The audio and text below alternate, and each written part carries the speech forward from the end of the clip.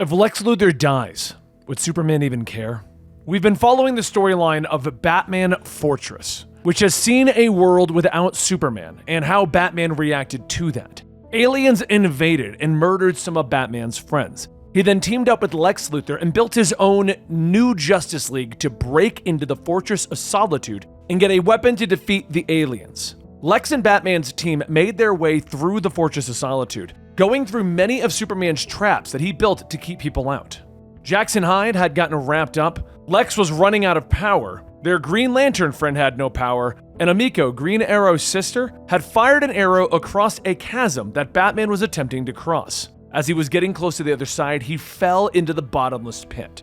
This is Comicstorian. I create audio dramas for comic books, and we've been doing this Batman Fortress series for the weekend. Today we're going to be bringing you the finale with 7 and 8. And I hope you guys enjoyed today's episode. As Amiko is crossing to the edge, she shoots an arrow into Batman's shoulder, preventing him from falling into the bottomless pit that would make him fall into the Phantom Zone. After Batman is pulled back up, Amiko leans down, pulling the arrow free of his shoulder. "I'm officially impressed," he tells her as he gets to his feet. "You did good, kid. When we get back, we should talk. Been a while since someone's had my back out there," Batman tells her, and Lex walks up behind them. "Might want to pass on that kid. His sidekicks have a way of winding up dead," Lex tells her. The group continues forward, finding themselves in another room, the doors sealing behind them, and the room suddenly begins to fill with salt water.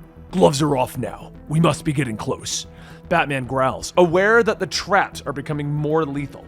The team tries to open the doors, but they're both sealed tight. "Can't your suit's laser cut through?" Batman asks, turning to Lex. The President of the United States shakes his head. "We've burned out my power cell back there," Lex reminds him. The room continues to fill and the heroes can't find a way out. So Lex finally turns to Batman. "Listen, I know you and me. We've had our differences over the years.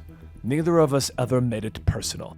But since this is probably the end for both of us, I just wanted to say, I've always hated your guts," Lex says with a smile, and Batman nods. "Right back at you."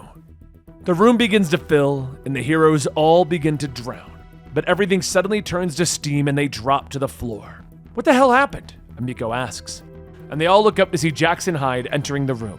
"Been doing that since I was a kid. First trick my mom taught me," Jackson tells Batman as a way of explanation. The second door is now unlocked and the team continues to press on, finding themselves in a room filled with small portals to the Phantom Zone with no way of knowing the proper exit. Amiko suggests they tie a rope and step through the doorways until they find the right way out. But Lex points out that they don't know the gravity or the radiation levels on the other side of the doors. "Okay then, Mr. Super Genius, tell us which door is the right one," Amiko asks, and Lex pauses for a moment before finally turning back to the group. "I don't know," he finally admits. But the conversation is interrupted by growling, and the noise sounds menacing until they discover it's Krypto, Superman's dog, stepping around the corner. "On top of everything else, he's got a guard dog?" Amiko asks as she draws another arrow. But the super dog hits the arrow with a blast of heat vision, melting it. Batman just smiles, pulling out a bacon strip and leaning down. Krypto, of course, accepts the snack and recognizes Batman, so he sits down wagging his tail. "Oh yeah? You remember me? How you doing, pal? Can you help me out?" Batman asks, petting the dog. Krypto turns, leading them through the right door, allowing them to enter the main chamber of the Fortress of Solitude finally. The group looks around at the crystal statues and remnants of Krypton that fill the room. "Oh yeah, I think we've arrived," Dale says as they look around, and he flies into the air, finding that Superman has an Omnisource that allows him to recharge his ring. Batman isn't sure where to start, but Lex is, stepping forward, activating the Kryptonian crystal computer that sits in the middle of the chamber. A hologram shimmers to life, revealing the image of Jor-El. The heroes are shocked as Jor-El explains to his son that the House of El tried to spread Kryptonian supremacy throughout the universe, using their superior strength and technology to enslave countless worlds. Jor-El tried to fight against the oppression of his family with science to better existence, but the worlds fought back, destabilizing their son and destroying the planet of Krypton. This is the truth of Krypton. Jor-El sent his son away, hoping that the powers of the Yellow Sun would help give Kal-El the powers to create a better world and not become like his family's past. Lex turns to the group and the message ends. "So Superman's family were war criminals?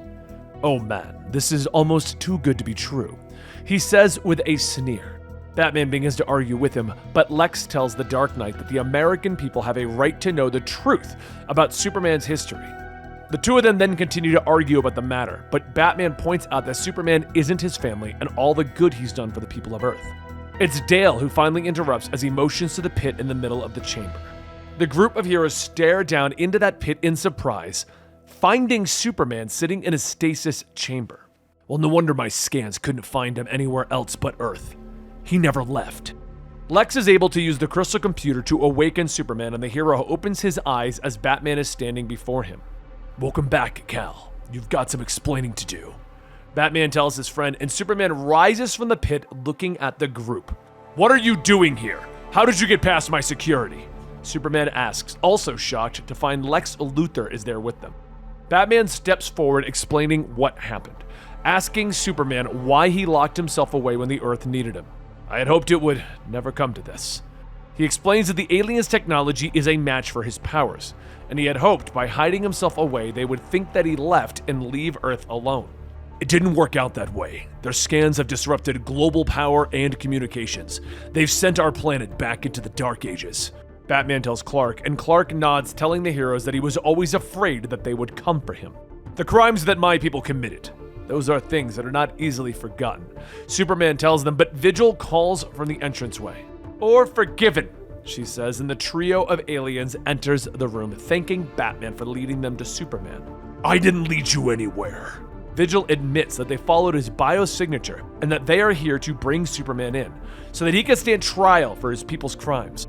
"Over my dead body!" Batman growls, but Vigil explains that they are here with full galactic authority, and if they don't return with Superman, the planet will merely be destroyed.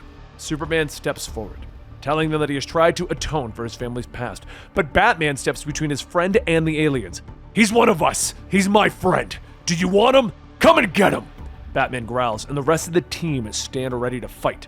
But it's Lex who steps up, telling the trio of aliens that he is prepared to help them.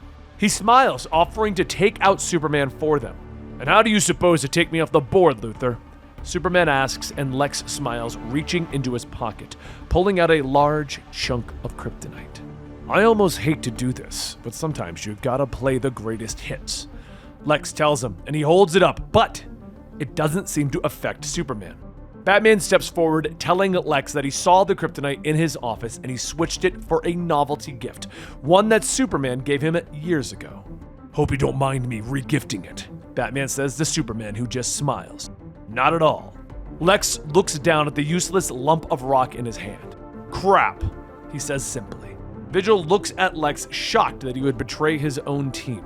"If there's one thing that I hate more than Kryptonians, it's those who would sell out their own kind for selfish greed."